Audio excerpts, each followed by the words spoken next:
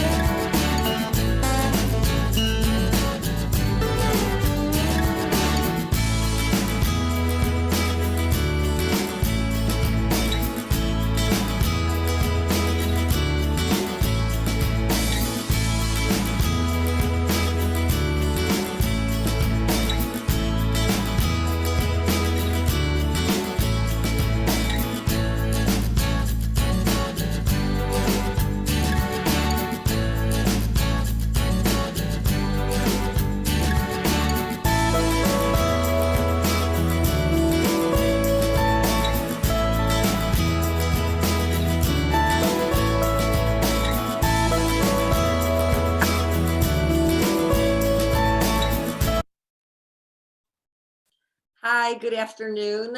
My name is Elaine Sulkin and I'm the publisher and CEO at ParentMap. And the first thing I'm going to say, because people are popping on and many people are asking this question, everyone will receive a video copy of this talk. And so not to worry if you have to jump and run anywhere. So we are really thrilled to have put together an incredible consortium of parenting media partners around the country, truly the best in the country, that have joined us: Chicago Parent, Metro Family in Detroit, New York Family, and New Jersey Family, to bring you ParentEd Talks 22-23. We're just so excited to launch this today on a very important topic: wired and tired, screen time and behavior disturbance in children, with child psychiatrist and author Dr. Victoria Dunckley. I know if we're anything like each other, parents, we're going to learn a lot today around our own behavior.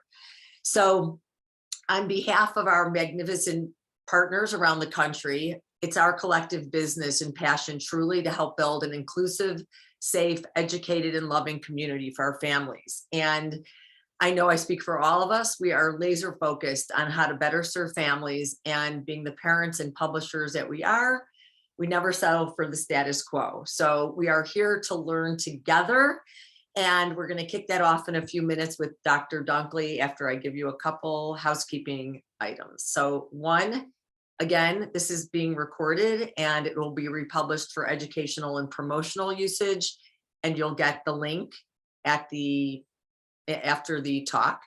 We also invite you to, we have a Q&A session at the end. Use the Q&A icon at the bottom of your screen, and I will be posing questions to Dr. Dunckley at the end. And then we have some fun giveaways. Dr. Dunckley has generously provided, I think, 3 copies of her book that will announce the winners. And then we are providing a $100 Amazon gift card to one person that we will also identify at the end of the talk. So again, thank you to Chicago Parent, New Jersey Family, Metro Parent Detroit, and New York Family. And then also to our presenting sponsor, Seattle Children's, and other event sponsors, Allegro Pediatrics, Dartmoor School, PEPS, Seattle Country Day, and TheraHealth. Dr. Dunckley is an award-winning integrative child psychiatrist based at the Center of Life in Los Angeles. She is an internationally recognized expert on the impact of screen time on the developing brain and a leading voice regarding screen time's influence on misdiagnosis and overprescribing in children. Recently named one of America's top psychiatrists, Dr. Dunckley and her work have been featured on CNN, Psychology Today, NBC Nightly News, NPR, Good Morning America, and I'm sure much more. She's the author of the groundbreaking book, Reset Your Child's Brain, now published in 11 languages. It is truly an honor and a joy to welcome you, Dr. Dunckley. Thank you for being here. Thank you, Elaine. I'm really happy to be here as well, and I'm glad to see we have so many people listening. Okay, so I'm going to dive right in here. Let's see.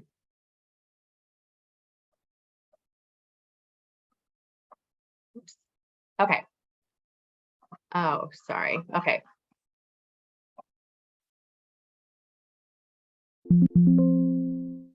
Okay, sorry about that. Okay, so I first became interested in the effects of screen time on kids' brains when I was just finishing my training, my residency and fellowship, and I was working with a lot of kids who had a history of trauma, either neglect, abuse, or both. And those kids tended to go into fight or flight very easily. So they had like a hair trigger response to stress. And I noticed with those kids, if they played video games even a little bit, that they tended to kind of get stuck. They would act out immediately afterwards. They'd become aggressive and they were very reactive. And conversely, if we removed video games altogether, then they would start to get better. And at the time I was working in a group home or for a group home, and the kids there, we could actually control their environment. And it was one of the highest acuity levels in the state of California. And we were actually able to remove the video games, and we could see that the behavior incidents dropped by 30% in a month's time. So from there, I started using this intervention of removing all video games, because back then that's pretty much what it was, for 4 weeks in my private practice too. And those kids didn't necessarily have a history of trauma, but they looked like they did. They kind of had they all had this kind of, they were in a state of hyperarousal where they just weren't functioning very well. And I saw differences in them too. So whether they had anxiety disorders or ADHD or were depressed, like everything seemed to get better. So I started to kind of conceptualize what was going on, that something was kind of shutting down the frontal lobe from functioning well. And then from there, I started a free course on my website, and I had people from all over the world signing up and telling me their results. And that was kind of the impetus for the book. And then since then, I became board certified in integrative medicine. So I learned all these other tools, regarding diet and lifestyle and hormones and food sensitivities and all these other things. But I found that despite having all these new tools in my tool belt, I still found that addressing screen time gave me the most bang for my buck. And so I always start with addressing screen time, and I always return to it if the child is stuck. Okay. So today I'm just going to go over some of the trends that are going on with children, the physiological impacts of screen time on the brain, and then we're going to go over some case studies and overall recommendations. So there's a number of disturbing trends that are on the rise in children right now. And this is even pre-pandemic, but obviously since the pandemic, all these things have gotten worse. The first is an increase in psychiatric disorders. So we're seeing an increase in the diagnosis of ADHD, attention deficit disorder, and also things like depression and anxiety, and other things like tics, and of course, autism and things like that as well. And alongside this, we're also seeing increases in psychotropic medication use. So in particular, the stimulants, which are used primarily for ADHD or attention issues, and also concerningly, the antipsychotics. And antipsychotics are very effective and powerful drugs. And they can be used for, when the child has a refractory mood issue, for autism, self-injurious behavior, all sorts of things. And they work when other things don't work, but they also have a lot of side effects. So they can cause weight gain and metabolic issues, diabetes, things like that. So that's concerning that that's happening. We're also seeing a lot of an increase in medical conditions. So obesity, high blood pressure, high cholesterol, things that we didn't used to see until people were middle-aged, we're now seeing in children. And at the same time, a huge increase in disability filings. So the disability system was really made for physical disabilities originally, and now the number one reason for filing is neuropsychiatric. And there's also been an increase in the gender achievement gap. So both boys and girls reading scores have been falling, but boys are falling twice as fast. So that's concerning also. In the meantime, meanwhile, so we know that, and this little baby is texting, oh, OMG, I just got born. So we know that children's screen time, this is not a surprise to anybody, is on the rise. Even before the pandemic, screens are being used earlier and more often, even in very young children, including babies and toddlers. And now we're also seeing a huge increase in screens in school. So it's just adding to all the screen time. So grade school kids are averaging somewhere between 5 and 7 hours a day, and older kids are averaging like 9 hours a day. And then the pandemic worsened all of that, although I think it might be lessening a little bit. So the natural question becomes, if we know that screen time is on the rise, and we also know that there's an increase in all these disturbing trends, is there a link? Well, in fact, we know that these things are linked. We know that there's a link between screen time and mental health issues, between screen time and metabolic issues, such as the weight gain, the diabetes, blood pressure, cholesterol, all those things. And we also know that screen time is linked to developmental delays, less creative play, and things like that. So then the question becomes, if we know these things are all linked, why aren't people more aware? I know people are becoming more aware of the risks, but to me, we're still really, we're not really addressing we're not really giving the recommendations that are based on best practices. So, the question is, why aren't physicians, therapists, educators, why aren't they pulling back from screens more? And the reason is because there's all these different myths are perpetuated about screen time, and these myths are perpetuated by the big tech companies. So there's a lot of financial and even political reasons that these myths are perpetuated by various big tech companies. So the first myth is that it all depends on what the child is doing and that content matters. And the reason why this is a myth is because parents kind of get sucked into this false sense of security if they think the child is doing something creative.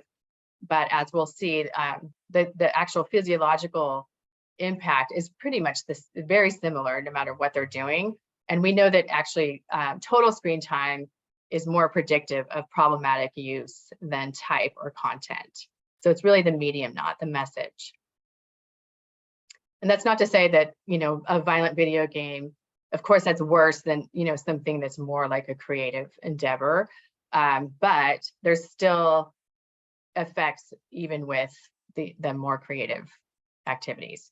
Another myth that's perpetuated is that computer time is better than TV or passive screen time. So we know that passive screen time causes issues as well. Obviously, TV is related to mental health and weight gain issues also. But what I was seeing in my practice, it was that it was the interactive screen time that was more dysregulating and causing more problems than kids who were just watching, TV from across the room. And some of the research matches that as well. So it's starting to show that even 30 minutes of computer time before bedtime affects sleep and memory and mood regulation the following day, as opposed to 2 hours of television, which causes some changes in the sleep, but it didn't cause any issues the following day.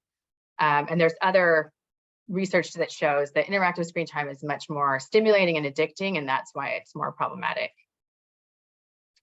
Another myth is that everything in moderation. So, you know, people are always saying like, well, let's take the middle road. Technology is not going anywhere. And it's true to some extent, but the fact is that there's a lot of children who can't handle any screen time, even in moderation. I have plenty of kids who are using screens well within the recommended limits, and they're still having issues. And we know that because when we take them off screens, their issues get better. So really you have to figure out how much a child can actually tolerate. Another myth is that computer skills need to be taught early and often to survive in today's world. This is probably the biggest one that makes parents feel so much pressure, and educators also. But the truth is that the research shows that computer skills are really being overemphasized in school at the cost of other things that we know foster brain development, like music, art, PE, all the things that we know build the brain.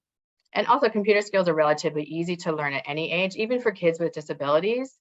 So we shouldn't be, you know, forcing it down their throats so early. There's a whole bunch of myths around ed tech in general. So one of the things that they always say is that it's going to revolutionize the way that we help children, the way they learn, and it's going to save schools money. Well, it's not saving money. It's very expensive to maintain all of these the devices, the software, the Wi-Fi, all of that stuff. So it's not actually saving schools money. But also it doesn't seem to be helping in these ways that, you know, that people hoped it would. We know that devices in the classroom actually impair performance, even if they're being used appropriately, which they mostly aren't. We know that schools with the most computer use have the lowest standardized scores and vice versa, and that's worldwide. And we know that kids with the least amount of screen time actually have the highest grade, so less than 30 minutes a day. That was the learning study, the learning habit study, which is really interesting. And the learning habit study also showed that kids who spent more time with their parents had higher grades, and also kids that did chores had higher grades. So that was it. Parents like to hear that part.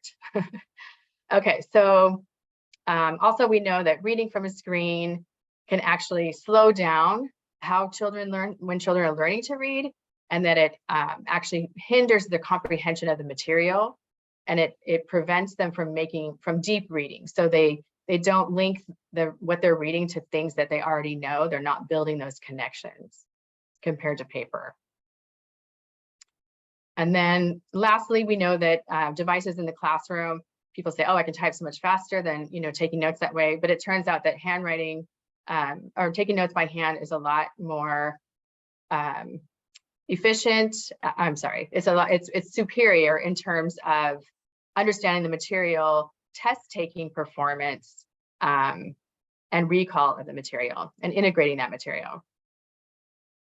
So basically, the nature of screen-based technology itself is really at odds with what the brain needs to thrive. So if we kind of look at why is this happening? Well, any kind of device, screen-based device, it really acts like a stimulant, not unlike caffeine, amphetamines. It's very stimulating to the nervous system. That's why we are drawn to it, but that's also why it's dysregulating. So even educational screen time stresses the nervous system because it's not natural. And it does this by desynchronizing the body clock. It changes brain chemistry. It raises stress hormones, and it creates this kind of mismatch. So it causes that fight or flight response, but at the same time, the child or the user is basically sedentary. So they're not discharging that energy. So when you trigger arousal levels, the fight or flight response, it's really meant to be discharged in the form of fight or flight or running away or fighting. And instead that energy is kind of getting trapped. So it's creating this mismatch. And then we know that like kids today are performing about 3 years behind cognitively their counterparts from 30 years ago. And I think that's definitely from screen time, but that's in first world countries. We're seeing the IQ scores were always kind of rising, and then all of a sudden in about the mid-90s, I think it was, they started to drop, and they've been steadily dropping. So kids just are maturing more slowly. Okay, so what's happening? So it turns out that there's not just one mechanism causing this hyperarousal response, but there's numerous mechanisms. So the reward pathways are activated very strongly. And this is, all video games, social media, apps that we use, even the way we navigate the internet, is everything's engineered to capture your attention span and give you little hits of dopamine, activate those reward pathways. And what happens is those pathways become desensitized over time, so the person needs more and more stimulation to stay engaged. There's a lot of intense sensory stimulation. So there's the vivid colors, the rapid pace, lots of sound, and it's not natural. So that kind of overwhelms the sensory system. Then there's the bright light. Most people have heard about blue light at this point, that it suppresses melatonin, which is the sleep hormone. But what people don't necessarily know is that melatonin has a lot of other jobs. So it doesn't just help us sleep and set the body clock. It also protects the DNA in the brain. It's a hormone regulator. And we know that certain mental illness states have low melatonin. So that could be that melatonin suppression causes issues down the line with inflammation and other things. Multitasking. So we all know that teenagers are terrible about multitasking. They're FaceTiming, they're texting, they're on social media, all while they're trying to do their homework, and they might have, earbuds in, all this stuff. It's really, really stressful for the brain. And it actually slows you down. So you're not actually doing things at the same time, you're switching all the time. It's very stressful on the nervous system. And actually the people that do it the most are the worst at it too. So don't think that teenagers are good at it, because they're not. And then also the interactivity, I mentioned this earlier. The interactivity itself raises arousal levels. That's why advertisers like to use interactivity. And also the radiation from the devices and the Wi-Fi and cell phone signals. There's thousands of studies on just EMFs and radiation causing kind of these same things: inflammation, breakages in the DNA, suppressing melatonin, raising the stress response. So if we think about what this is doing to the nervous system, when you have this hyperarousal all the time, you get this kind of chronic stress reaction going on. So what happens is the blood flow starts to shift from the front part of the brain to the deeper, more primitive parts of the brain. And when that happens, the child starts to behave in a more primitive manner. So you have less blood flow coming to the frontal lobe. The clock is desynchronized from all that intense light, and the desynchronized clock affects all your other, every single cell in the body, and actually your hormone systems. And there's a lot of cycles that get affected from the body clock. And so the result of all this is that you get poor frontal lobe functioning. So that if you look at the functions of the frontal lobe, emotional regulation, executive functioning, getting things done, and impulse control, and then even things like creativity and empathy are all in the frontal lobe, the part that makes us human. So those are all the things that can be affected, and different children might have present differently. So even though kind of the underlying mechanisms are the same, the way it looks on the outside might be different. So one child might be anxious or not, kind of shut down and not doing anything, and another child might be acting out and being, aggressive and have very poor impulse control. But it's all based on this overstimulation. So I kind of coined this term electronic screen syndrome because I was seeing so many kids who were getting misdiagnosed, and really they were just overstimulated. And also kids were, receiving medication they didn't need. And when I was putting the kids on the fast, some kids didn't need medication at all. Some kids needed a lot less medication, or the medication they were on wasn't working until we did the fast. So I just really named this because I wanted to show that the variety of ways it can present this overstimulation, and also to help prevent kids from being misdiagnosed. So as I mentioned, it can look different in different kids, but a very typical way is that they'll be dysregulated in terms of their mood. So they might be tearful, they might have rages, they might be depressed. And then cognitively, they have poor focus. So they might be losing their stuff all the time. They can't seem to get stuff done. Everything is overwhelming to them. And then on the far end of the spectrum, that the impaired cognition can actually, in some kids, if they're vulnerable, they can actually become psychotic. So that's concerning too, because when a child starts hearing voices or they become paranoid, people start thinking they're schizophrenic, but it actually could just be they're overstimulated. And this can happen with kids who are on the spectrum, that it's probably more likely than the general population to have that psychotic reaction. And then behavior-wise, so when you're in this fight or flight state, you're in the survival mode, you tend to be more defensive. Because you're in survival mode, you're not thinking about the other person. So those kids, they just tend to have like poor sportsmanship. They're not able to put themselves in someone's shoes, because you can't put yourself in someone's shoes when you're trying to survive. So these kids tend to have relationship problems. The other kids get tired of them. Okay, so this is kind of what I mentioned earlier. When you're in that survival mode, you tend to be more reactive, hostile, intimacy issues, poor eye contact. So I have this kind of questionnaire about electronic screen syndrome. And one of the questions is, does your child avoid eye contact in general or after they are on a device? And that is because they're in that hyperarousal state, and it's becomes threatening to make eye contact. So when you're in your survival mode, you tend to not make eye contact. And you can see this is almost like, it's like an epidemic in and of itself. You see young adults today, they have a lot harder time making eye contact in general. And that's because of this overstimulation. Okay. Okay, so here we have, a dad watching some violent television show, and he says to his son, shouldn't you be reading a book? And this is just to show, obviously, that parents are models for their children. So that is definitely true, but also I want to point out that when parents are on their screens, they're not making as much eye contact. And we know eye contact is one of the biggest factor. It's the biggest factor in healthy development, healthy attachment, and the way the brain grows. So if you're, even starting from infancy now, if the mother's holding the baby and she's on her phone, she's not making that eye contact with the child. And then that extends into, as the child's growing up, a lot of parents now are on their devices. They're not having as much conversation with their kids, or if they are, they're not present, or they're looking back and forth. And all of that stuff affects speech, language, and all these other things down the line. So we're seeing a lot of kids having issues in grade school. Like 1 in 3 kids has is behind in some way.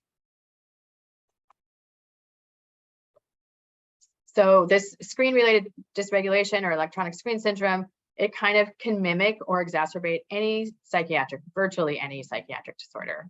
So I mentioned a lot of these already. The mood issues, and we know light at night in particular is a risk for depression and even suicide. So using those devices at night, forcing kids to do their homework on the computer, all of that is problematic, because especially if the child's depressed. Behavior issues I mentioned, anxiety in general, our kids are so much more anxious now, especially since the pandemic.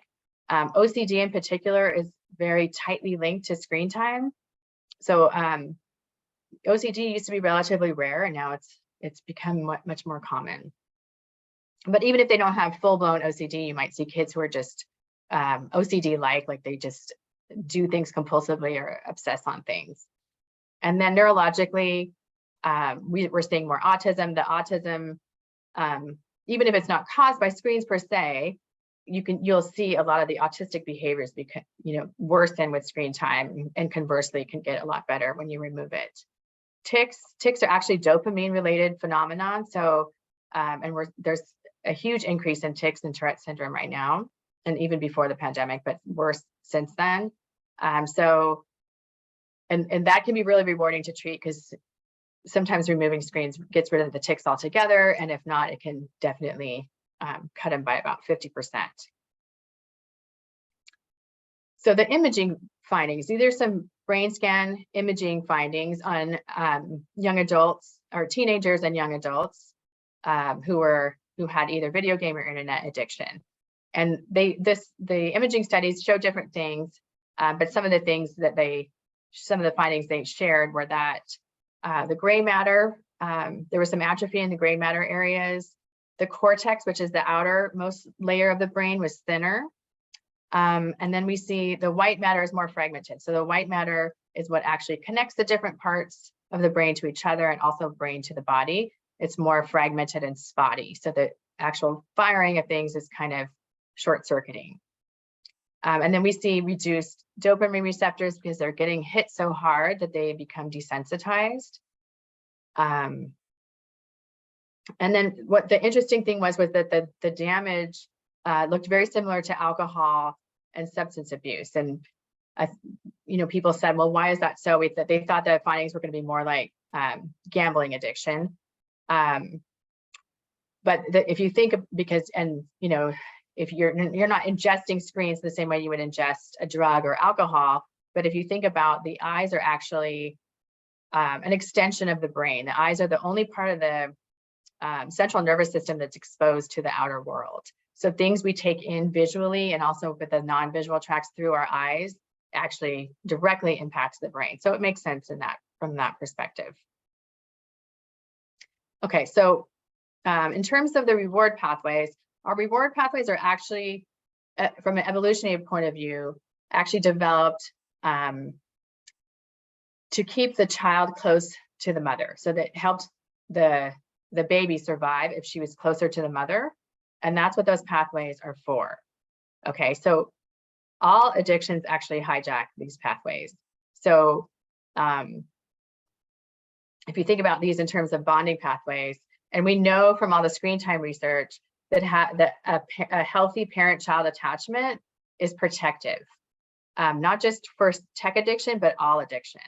So one of the things that comes up over and over again is time spent with the child is protective and actually can reverse some of these risks, okay? And the other thing that's happening is that there's all these stages or tasks that children are supposed to go through developmentally. So they have, so things like belonging, role playing, the need to achieve, be successful, drive, things like that. A lot of these needs are being met through screen-related activities, whether it's gaming or social media,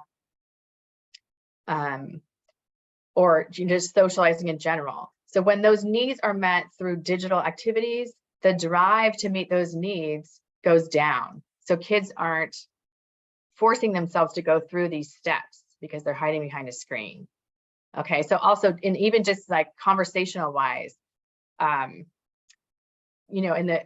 generation ago, people, teenagers were forced to kind of go through these awkward stages in adolescence where they didn't feel comfortable, but because they had to practice over and over, they got better and better at it. Well, now they don't have to, they're not forced to do that because they can interact behind a screen. So we're seeing a lot of teens and young adults with very poor social skills, and that is like a poor prognostic indicator, is the social incompetency.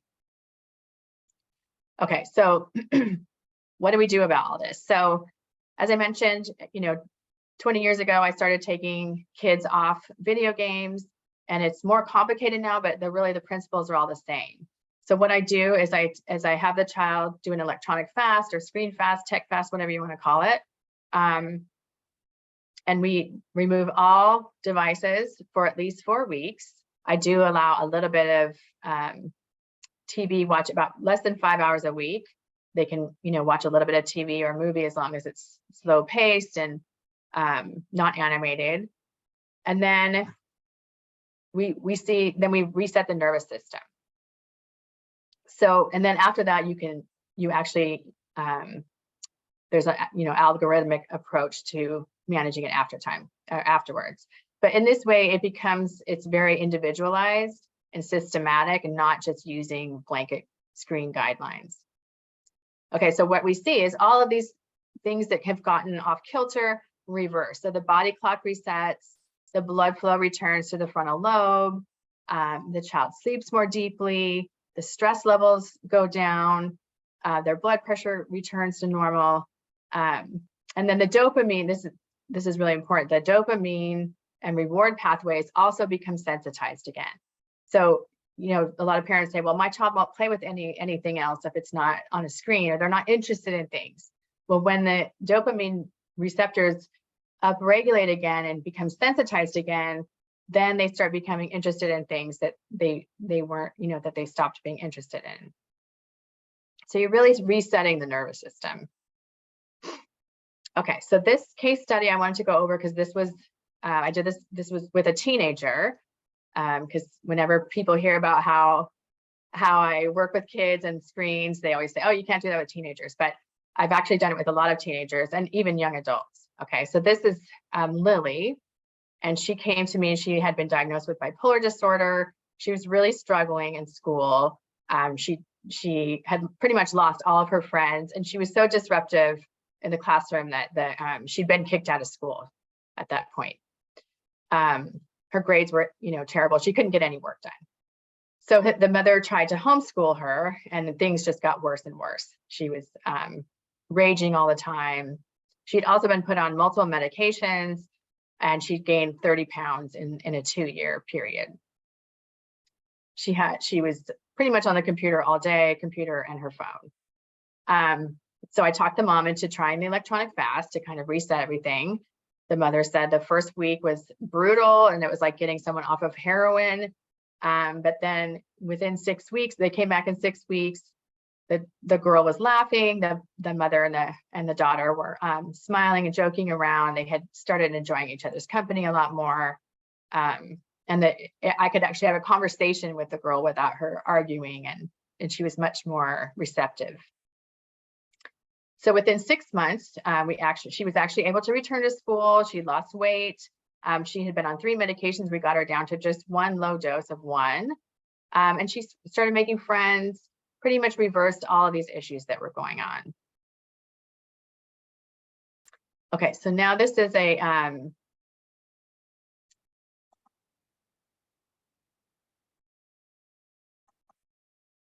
video that I wanted to share of a family I worked with in Texas.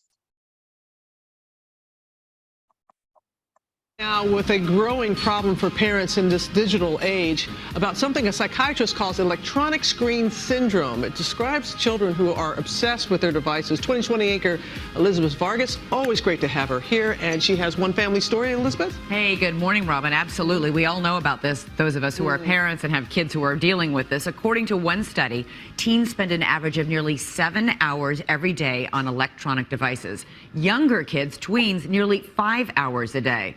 Autumn and Chad say their 2 children's fascination with screen time got so out of control, they decided to put those kids on an extreme digital diet, banning all electronics for 4 weeks. What do y'all think you're doing? You are watching a covert mission in progress. Sneaking what? The devices. 5-year-old Taylor and her brother, 8-year-old Jackson, are desperate to play on their devices. Guys, I told you, only 10 minutes of device time. Their mother, Autumn, says the kids' use of electronics is out of control. I never get tired on my device. Can you check on my YouTube? No, you can wait to check on your YouTube. The first thing out of their mouth is, hey mom, I want to get on device. What do I have to do? Do I have to read? Do I have to do this? Just definitely frustrated. There are meltdowns at home. I can't play that. And on the go. Okay, so here's Jackson throwing a fit because he can't play with the game. Autumn says she's had enough. We've got to find some kind of control in here. ABC News connects the family with child psychiatrist Dr. Victoria Dunckley, author of the book Reset Your Child's Brain.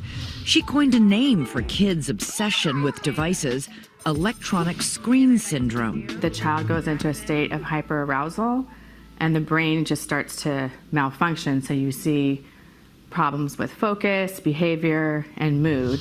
Jackson, it's difficult for him to focus. I would say my daughter, she has more behavioral issues. Dr. Dunckley convinces the family to do a 4-week electronic fast. And then we can see, do they really still have attention symptoms? Are they really still misbehaving as much? So what we're going to do is actually have no devices for 4 weeks, and we're going to see what happens. Mom locks the devices in storage. And as the days go by, the kids start to try some new things. When the kids come home and they just go outside, which isn't something they had done before. And they join a class. Well, me and Taylor, we both joined jiu-jitsu. At the end of the 4-week fast, everyone is spending more time together as a family. I like to play with my sister even more than I did before. Jackson is spending more time reading. Dr. Dunckley finds that Taylor's meltdowns decreased and her attention span increased dramatically. It's easy to see when kids are too attached to their technology, but what's not so obvious is all these other problems that can be related in terms of their mood, behavior, and focus. As for the future of those devices, there is a time and place for it, so we're trying to find that balance. I think we all have to be really careful that we realize that social media does not replace the social experience.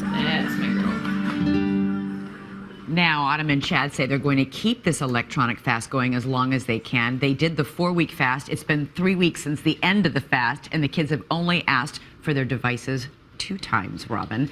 And when they do introduce electronics, they plan to go slow. I mean, just a little bit at a time, really limiting the amount of time they can spend. How long did it take for them to settle down once Good those question. were taken from them? Taking them away, it was about 2 weeks of rough going in the families. Okay. It really is about 1 week. Even with that family, it's about 1 week that before you start to see changes, especially in young children. You can see changes by like day 3. With teenagers, it might take till the following week. But really, it's the first week is where we do a lot of planning and structuring the schedule and everything. But by the second week and after that, because their brain is functioning much better, they really start to do things on their own. They become a lot more self-motivated. So this is just to show you what we do is we have the parents go through this problem, like a problem list, and pick 3 different areas to track. So for Taylor, we picked meltdowns, attention span, and arguing. And we try to make it objective if we can. So for her, she was having meltdowns pretty much throughout the day. And then she went from that to having meltdowns more like 20% of the day. And they were much shorter. Her attention span, this was really dramatic. This was a child, she could not focus at all. She couldn't even focus enough to play. So she would go from thing to thing to thing to thing. And she'd been kicked out of like 2 different preschools. She was on her 3rd preschool. She was about to get kicked out of gymnastics. She had been able to go to that jiu-jitsu class. And so I really thought, just watching her, I really thought she was still going to have, I thought she had ADHD and I thought she would still have it even after the fast, but she didn't. So this was a great thing to show. And she was actually quite smart and started doing really well in school. So her attention span went from literally less than a minute to her being able to sit for 20 minutes up to an hour at a time doing something. This is, a very impressive effect. It's much more impactful than even medication. Okay. And then the mom noticed that she wasn't arguing as much. She would say, yes, ma'am, no, ma'am. She would, when she was asked to do something, the mother said she's just, her manners were much better. And then Jackson really was functioning pretty well. He was a straight A student, but the parents thought like it took him a long time to get his homework done. And he went from taking an hour to taking only 10 minutes to get it done. Another thing we tracked was his room. So his room went from being messy all the time to pretty much keeping it clean on a daily basis. And then the other thing we tracked was stomach aches for him. And I remember the producer said to me, well, why would we track that? And I said, well, usually in kids, stomach ache is from being stressed out. So sure enough, he would complain of stomach aches on a daily basis. Sometimes he'd have more than one a day. And he went from that to having, complaining about once a week. So we could see, and he also was going to bed earlier, getting more sleep. So we saw big changes in both of them. And the other thing that happened with the family is that the mother, at the same time, she was reading about she was doing a lot of reading about parenting with, and being present with her children. And she actually was doing social media for part of her job. So she really did a 180 and kind of made sure she wasn't like trying to take pictures and post things and stuff with the kids. She was really just listening to them. And I remember her saying like, that she realized she wasn't listening to the kids when she asked how their day was, or to her husband, and that, they would start to have much longer conversations because she was much more present.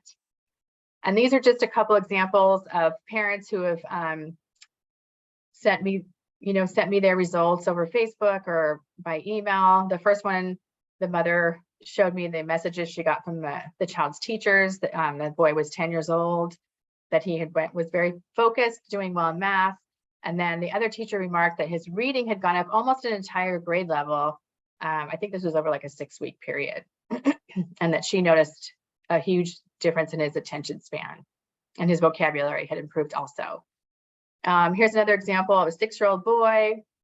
This family, they did the fast, and they got rid of everything in the house, including their own computers.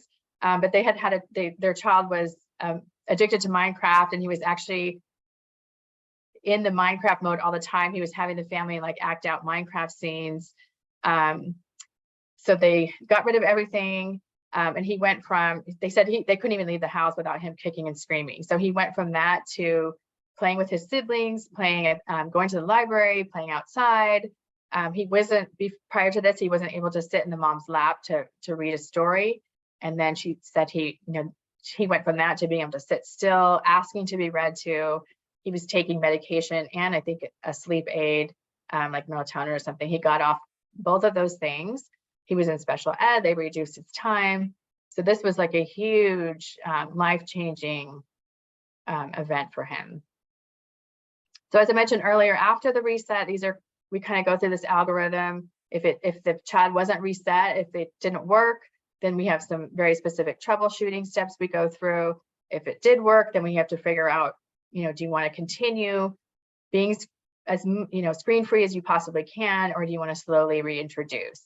So if the parents really want to try reintroducing, we go very slow, start with just once a week, maybe like 30 minutes or even less if it's a small child on the weekends. And then if we start to see the child decompensate again, then we know that we need to pull back or do another fast. Okay, so most parents do too much too soon, and the screens come back in, and then we have to decide.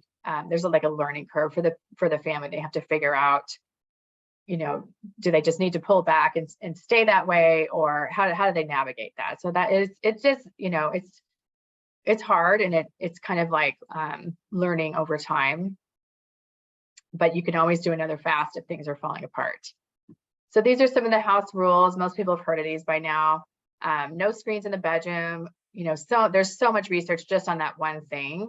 It affects, it's linked to lower grades, weight gain, poor sleep, mood issues, all these things. So just getting the screens out of the bedroom can make a difference.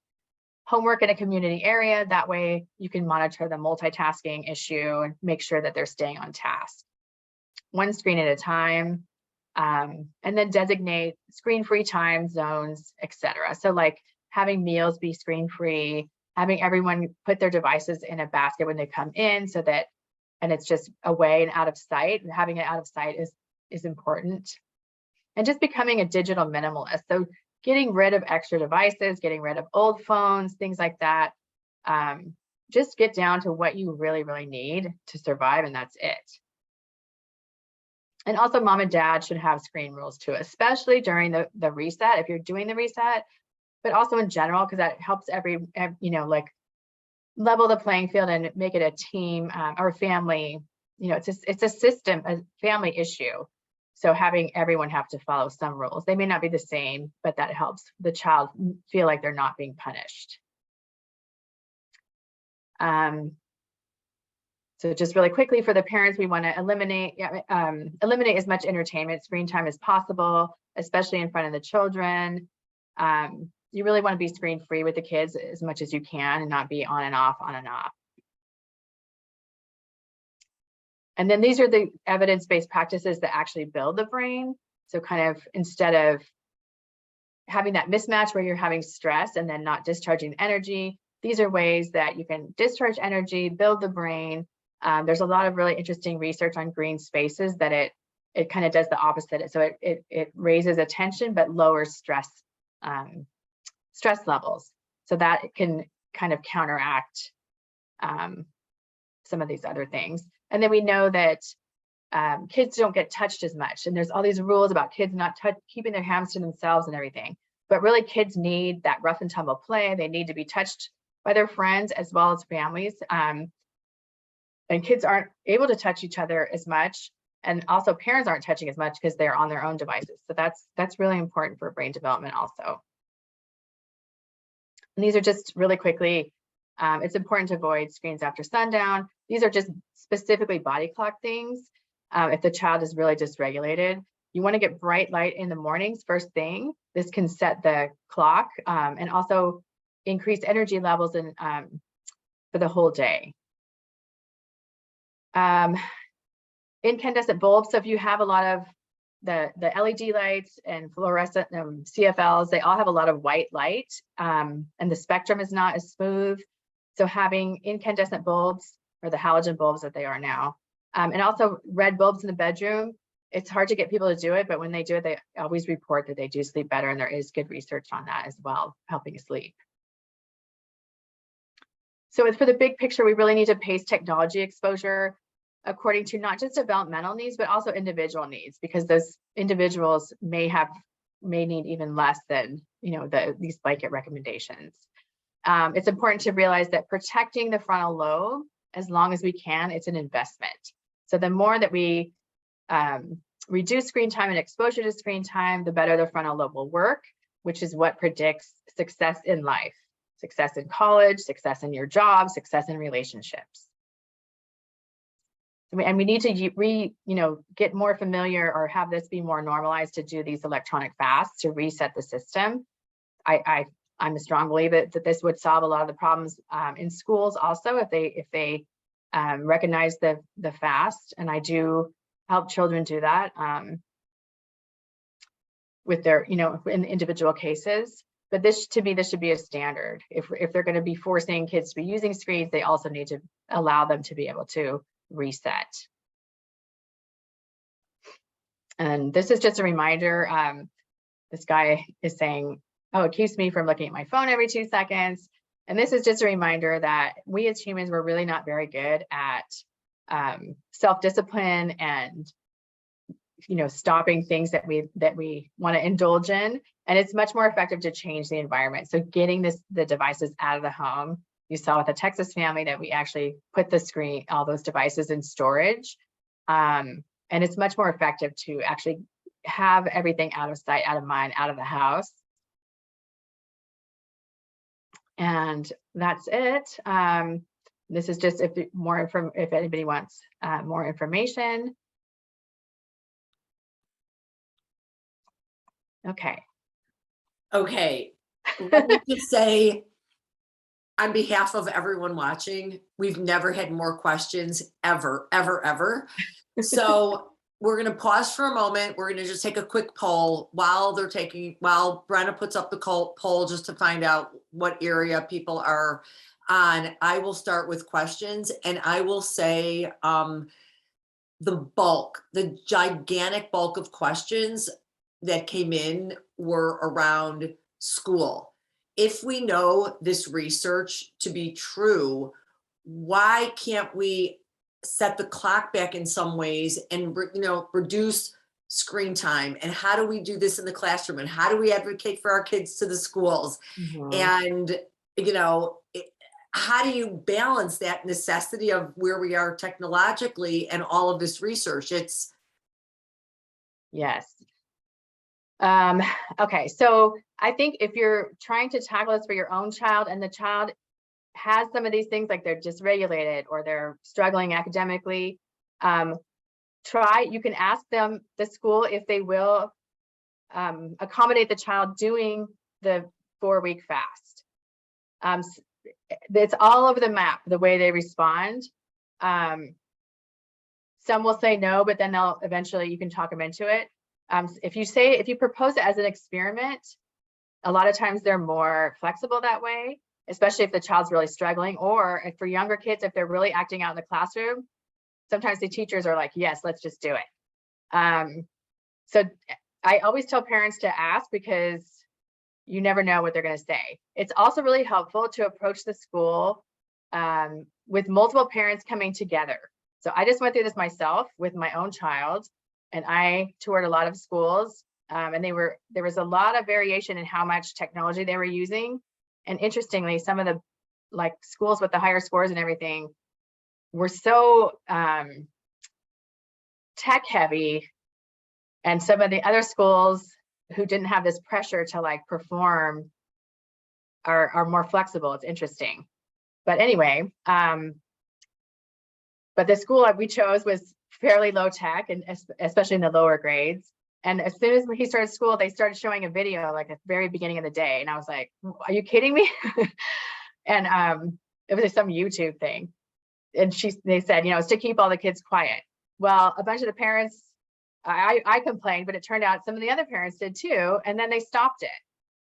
And they, so I just felt like that was a good example of, I think, at least this school, they listened. But I think when they hear, over and over again from parents, why are we doing this? What is the rationale behind this? And then if you can show them some research, there's a really good resource at the Children's Screen Time Action Network. And it's called the Screens in School Toolkit. Wow. Okay. So then they have, I haven't looked at it recently, but I think they have research that you can kind of present to the school. And then and also in my book, I have a whole chapter on the school part, but there's different things that you can kind of tackle. So some of the screen time in school is extra, the teachers are using it as a reward. So some of those things are easier to get rid of than the other things. Another tactic one of the families used was because their child couldn't sleep at night and he was having all this homework and he was in sports and all this stuff, he just couldn't get the homework done. So that mom just said, look, if my kid doesn't get his homework done by the time he leaves school, it's not going to get done. And the school said, okay. So they tried to cut down some of the busy work he was getting. And then he either had to do it before school or after school. And then that was it. And that allowed his evening to be screen free. And then, lo and behold, his grades went up because he was sleeping better, and all the other, everything just kind of had a ripple effect. So I definitely think look around, see what other options are out there, talk to other parents, see if anybody else, if you can approach things, at least sometimes, I think sometimes they'll at least get rid of some things. And other schools I'm seeing, they've bought all this software. It's very hard for once they spend that money, they feel like they have to use it. But I've seen too, where they just say, okay, we tried it, we spent all this money and it didn't work, like electronic textbooks and things like that. And so some schools are actually going back to paper textbooks, even though they've spent all this money. So I always tell, definitely it helps to use your voice. Well, I'm going to squeeze one more in, which is, we always say we're our child's first and most important teachers. And it strikes me that this has so much to do with our own modeling behavior and discipline. Can you just kind of end on how we can be better role models in this space? Well, I think one thing that helps parents is if they have a really good, a heart-to-heart with their child about how do you feel about mom or dad's screen use. And then you have to listen to what they say and validate it without getting defensive and saying, well, I have to for work. Every parent says that, or I have to set stuff up for you or whatever. So just listening and validating it and saying, then how does it make you feel when I'm on my phone or things like that, And it's just a learning process, I think, but having that conversation happen and not just once, but multiple times. And then just keep working on it yourself too. I mean, I felt like I was pretty good about all that stuff until the pandemic. And then I had to do so much more remotely that now my son's like, get off your phone, you know? So I think just really following the certain rules, checking in once a week as a family and saying what's working, what's not working, what else can we work on? You know, I'm going to say, as maybe one of the elder people on this Zoom, as a grandmother and watching, you know, my kids with my grandkids, the time goes really fast. You know, the days are long, the years are short, and ask yourself that tough question. You know, like look into your kids' eyes and try to be disciplined that way, because, you know, mine are all grown and you're like, it goes very fast. So I can't thank you enough for today. Explosive amount of questions. People did want to know if you are willing to share your deck. You know, that's totally your call, but we send out they get it no matter what, because you're going to get a video of the talk. So you're going to have that on the video. And then we really hope that everyone will join us again for the next talk is October 12th, The Extraordinary Power of a Resilient Mind. And this is Sam Goldstein, Dr. Sam Goldstein and Dr. Robert Brooks, who we had for the first time last year. And like today, tons of questions. I took ferocious notes because it was such an extraordinary talk, and can't wait to have them back. Same with you, Victoria. I feel like we could have done a 3-hour seminar. Oh yeah, I feel like I keep going. I would love to answer more questions. That if we did a separate, you know, Q&A later, I would love to do that too. But also I think that's a really good listening to the resilience talk. I recommend it because that's the piece that we have to build up. We have to build up the kids' resilience because they're not resilient. You know, we know that. So I'm happy that that's happening. And I'll add one more thing. We have an organization that we work with called the Community of Mindful Parenting that is going to do a workshop kind of unpacking some of this information with anyone who wants to join. So that'll be, you know, another, like, we all need each other in this space for support. So I think Brenna just popped it into the chat. So again, thank you for your time. And would we be able to send a follow-up email with answers? I am not exaggerating. There are probably 300 questions. So I think the answer to that is no, but we'll reschedule. We'll have another talk. Yeah, let's do another Q&A. I'd be happy to. Again. That'd be great. All right. Thank you so much for your time. Okay. Bye, everybody. Bye-bye.